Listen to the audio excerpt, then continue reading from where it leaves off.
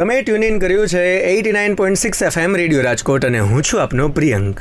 આજે 89.6 FM radio Rajkot ખાતે આપણી સાથે છે સારા એવા સર્જન તેમજ ડૉક્ટર હેડગેવર સ્મારક સમિતિના રાજકોટ મહાનગરના સહસંપર્ક ડૉક્ટર શાંતનુ જીવાની તેમજ એમ્સના પ્રોફેસર તેમજ સાથે ડૉક્ટર હેડગેવર સ્મારક સમિતિના મહાનગર બૌદ્ધિક પ્રમુખ ડૉક્ટર પ્રદીપ ચૌહાણ, રાષ્ટ્રીય સ્વયંસેવક સંઘમાંથી બંને મહાનુભાવો આપણી વચ્ચે આજે ઉપસ્થિત છે. ત્યારે રાષ્ટ્રીય સ્વયંસેવક સંઘ એની ઘણી બધી શાખાઓ છે, ઘણા બધા એની ભગીની અને ભ્રાતા સંસ્થાઓ છે. એમાંની જ એક સંસ્થા એટલે ડૉક્ટર હેડગેવર સ્મારક સમિતિ. આ સંસ્થામાંથી આપ આવો છો તો એ સંસ્થા વિશે થોડી માહિતી આપશો?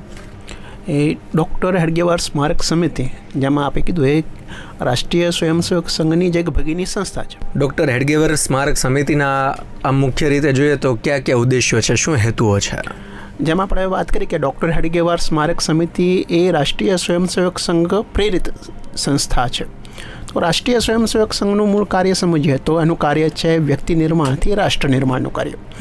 હવે રાષ્ટ્રની અંદર વ્યક્તિ નિર્માણ કાર્ય કરવા માટે એક વાતાવરણ બનાવવું પડે.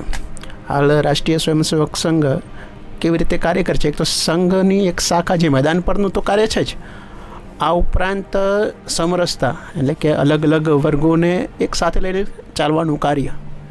અત્યારે જેટલા પણ પ્રશ્નો હોય, પ્રશ્નોનો સામનો કેવી રીતે કરવો એના માટે તૈયાર કરવા માટે પ્રયત્ન કરે છે. આ જ એના જ ભાગ સ્વરૂપે આવી રીતે એક પ્રબોધન એટલે કે એક સારો એવો વિષય લઈને આપણું આ ડૉક્ટર હેડગેવર સ્મારક સમિતિ સમાજ સુધી વિચારો પહોંચે એ સારા વક્તાઓ શોધે છે અને સારા વિષયો પકડે છે અને એ વિષયોને પકડીને લોકો સુધી વિચારો પહોંચાડવાનું પણ કાર્ય કરે છે.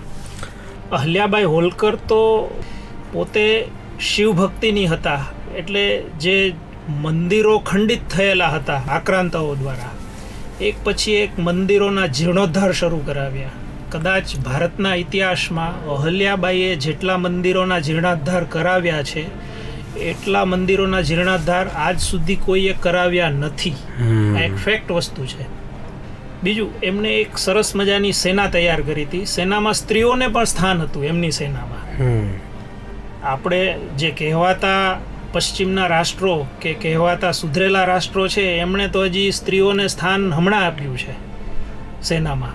જ્યારે અહલ્યાબાઈએ તો 300-250 વર્ષ પહેલાં એની સેનામાં સ્ત્રીઓને સ્થાન આપ્યું હતું અને સ્ત્રીઓને સશક્તિકરણ કરી અને સ્ત્રીઓને સૈનિક તાલીમ આપતા. આ અહલ્યાબાઈ હોલકરનું વિઝન હતું. બહુ લાંબુ કહેવા જઈએ તો બહુ ઘણું બધું અહલ્યાબાઈ હોલકર વિશે આપણે બોલી શકીએ. એમના જીવનચરિત્ર ઉપરનું વ્યાખ્યાન આપણને આ રવિવારે સવારે હેમુ ગઢવી હોલમાં સાંભળવા મળવાનું છે અને બહુ જ સારા વક્તા દ્વારા સાંભળવા મળવાનું છે. એ જે આપણે કહીએ તો વન્સ ઇન અ યર જેવી એક મોમેન્ટ કહેવાય. અહલ્યાબાઈ હોલકર વિશે સાંભળવું એ પોતાના માટે જ છે કે આત્મચિંતન કરવાનું છે, એના જીવનમાંથી કંઈક સંદેશો લેવાનો છે. અને બીજું ખાસ મારી બહેનોને વિનંતી છે, ભાઈઓ આવે કે ન આવે, એ કદાચ ધંધે ગયા હશે કે કામે ગયા હશે તો એને જવા દો, બહેનો ખાસ આવો અને અહલ્યાબાઈ હોલકર વિશે જાણો કે એક સ્ત્રી ઘરને સંભાળતા બે બાળકોને સંભાળતા રાજ્ય વ્યવસ્થા કઈ રીતે ચલાવી શકાય, તો એમાંથી આપણે કઈ રીતે પ્રેરણા લઈ શકીએ. એટલે મારી ખાસ બહેનોને વિનંતી છે કે તમે આ ખાસ અચૂક આ કાર્યક્રમ સાંભળવા આવજો. આપણા વક્તા પણ બહુ જ સારા લર્નર્ડ વક્તા છે, બહુ જ વિદ્વાન વક્તા છે. એટલા માટે એટલે પોતાના માટે કાઢો સમય એમ.